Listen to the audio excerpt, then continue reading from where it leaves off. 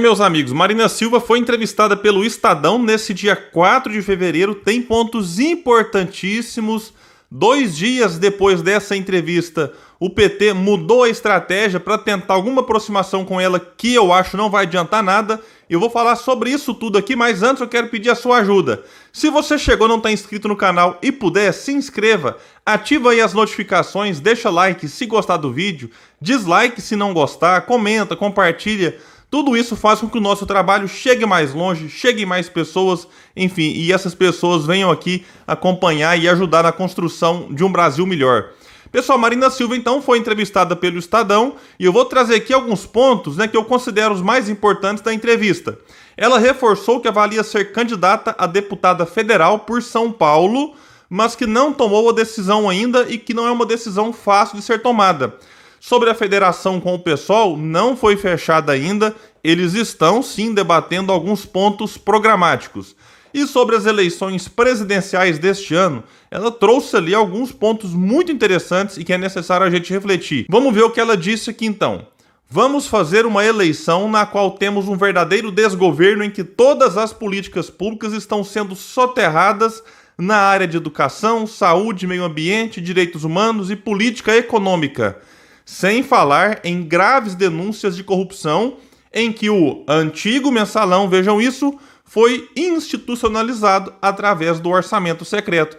É fundamental que as forças políticas do campo democrático estejam dispostas a debater um projeto de país, não apenas de poder. E aqui ela meio que cutuca Bolsonaro e Lula, Critica o orçamento secreto, mas lembra, a origem disso tá lá no mensalão. O mensalão de quem? Do PT, que se apresenta agora como solução para os problemas do Bolsonaro. E quando ela fala projeto de poder, também, tanto Lula quanto Bolsonaro não tem projeto de país, tem projeto de poder. E aqui, sem citar, ela acaba dando uma cutucada nesses dois. Vejam outro ponto importante. Não é só mudar de governo, é mudar de realidade. É fundamental que os candidatos digam claramente com o que eles estão se comprometendo.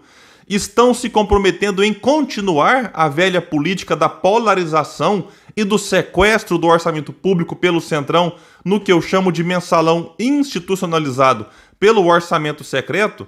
Isso aqui também é um ponto importante. Quer mudar o quê? Mudar só nome? Mudar só pessoa? Não, tem que mudar a realidade, tem que mudar o tipo de projeto que está em poder aí, e inclusive esse modelo de governança e modelo econômico está vindo não é de Bolsonaro para cá, é de Fernando Henrique II até hoje, na questão da política econômica, porque a de governança vem desde Collor, teve ali um momento de lucidez, digamos assim, com o Itamar Franco, que fez o Plano Real sem conchavo, sem corrupção, mas Fernando Henrique, já para aprovar a sua própria reeleição, é de conhecimento público, comprou o apoio parlamentar, enfim, nessa relação que vai deteriorando figuras públicas e a própria política, porque aí nasce em muitos o sentimento da antipolítica, o que está provado também que não resolve e não funciona. Bom, e sobre o Randolph, ela foi questionada. O senador Randolph Rodrigues será um dos coordenadores da campanha do ex-presidente Lula. É uma decisão pessoal ou a rede cogita apoiar o petista? Respondeu ela. A rede tem seu programa e, principalmente no seu estatuto, a ideia do consenso progressivo, que nós trabalhamos para que as coisas não precisem ir o tempo todo para a votação. Quando isso não é possível e não fere os princípios do pacto fundante da rede, a gente costuma liberar aqueles que têm uma posição diferente da maioria. Foi assim que aconteceu durante o processo de impeachment, em que o senador Randolph Rodrigues sempre teve proximidade com o PT. Com base nisso, Randolph manifestou uma posição, vejam, pessoal, porque isso não foi debatido dentro da rede, que tem uma parte pró-Ciro Gomes, outra defendendo a candidatura do ex-presidente Lula.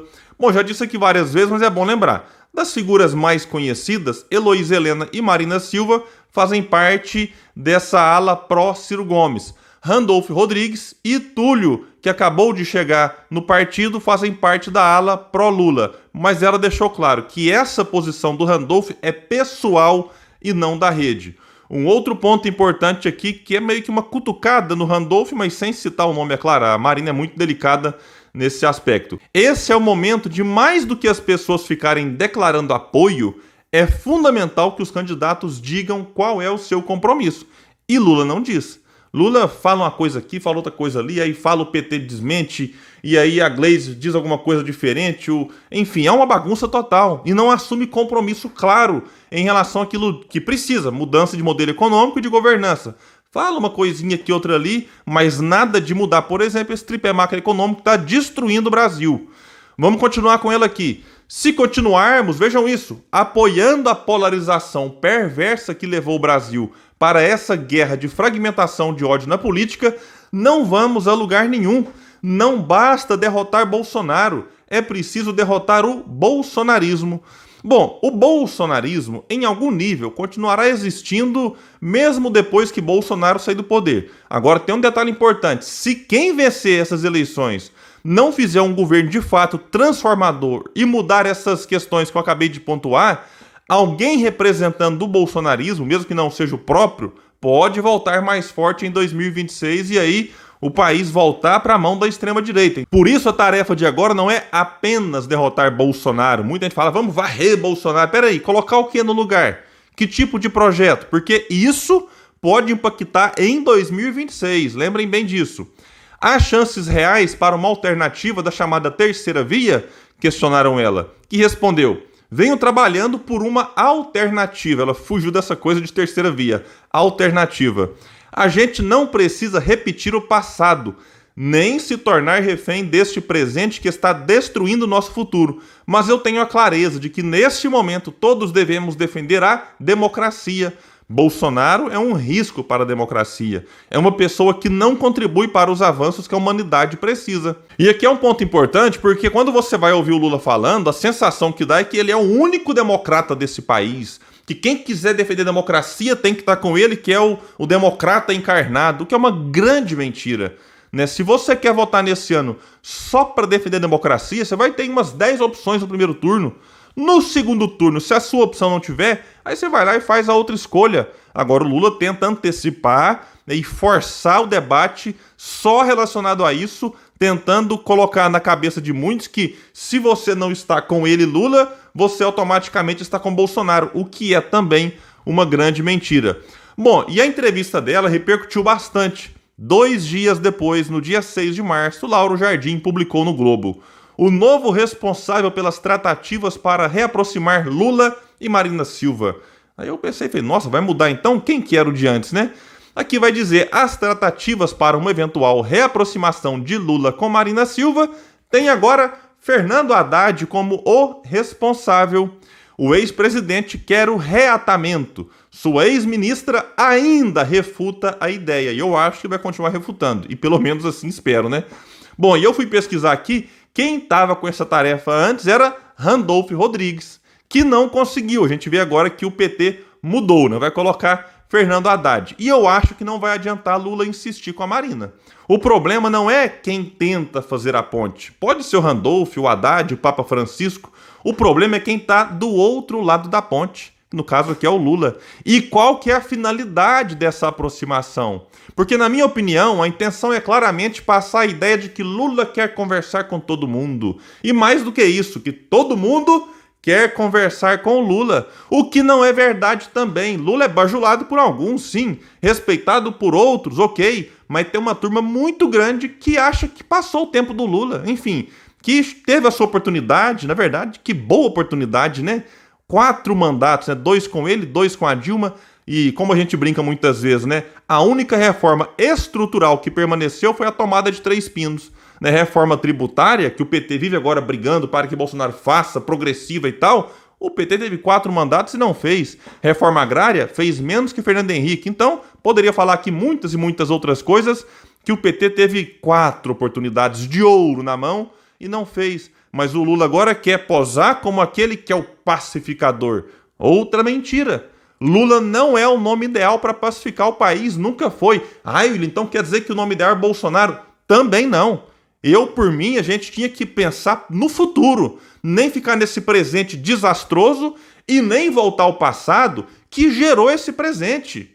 Inclusive nessa questão de polarização que o Lula sempre alimentou, essa coisa do ódio, do nós contra eles. Então, na minha opinião, Lula não é o nome que vai conseguir pacificar o país em torno de um projeto de país e não um projeto de poder. Inclusive a Marina sabe que esse clima que gerou a eleição de Bolsonaro tem grande responsabilidade do Lula e do PT. E eu, sinceramente, espero não queimar a língua, mas eu acho que ela não vai se curvar ao Lula, como muitos dizem, né, que é um encantador de serpente. Ou, até para homenagear aqui uma colega da rede, né, da Marina, Heloísa Helena, que considera Lula um traidor e um farsante na esquerda. Vamos ficar atento a essas movimentações. O Lula vai tentar de todo jeito criar, inclusive, notícias em torno disso para parecer que ele é alguém interessado, enfim, em algum tipo de reaproximação em nome do país. Na minha opinião, é só para tentar fortalecer de alguma forma esse seu projeto de poder. E qualquer grande novidade em relação a isso eu trago para vocês aqui no canal Politizando. Valeu e até o próximo vídeo.